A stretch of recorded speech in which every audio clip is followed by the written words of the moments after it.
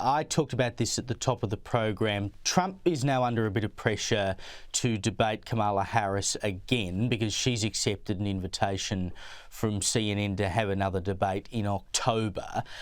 She's trying to cast it as though he's weak for not wanting to do it. He said it's too late to have another one. They've gone to early voting. She's saying that he's looking for excuses not to do it. I mean, my view of it is, as I said earlier in the program, is that he doesn't have to give her another debate. She's the one who wants it because she needs the opportunity to put herself in front of a large American audience before the election. It's not about who wins or loses the debate.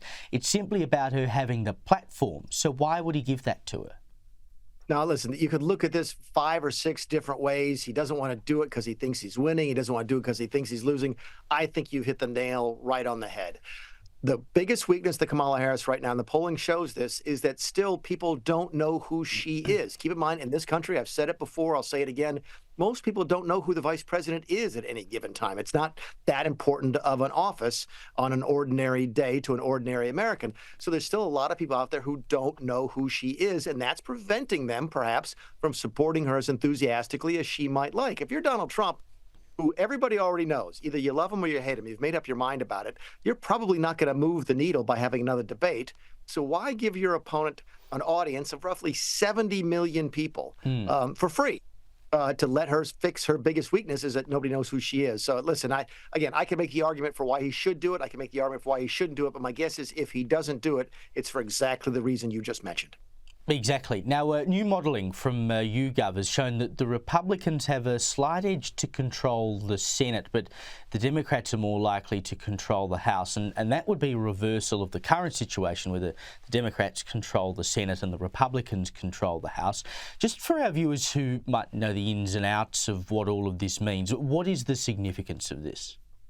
There's a variety of things. We could do an hour long on the subtleties of the American governmental system, but here's one of the immediate answers, okay, is that if Donald Trump wins and the Democrats control the House, he'll likely be impeached again. That's just the environment we live in. They'll find something. It's an impeachment looking for a reason to have an impeachment.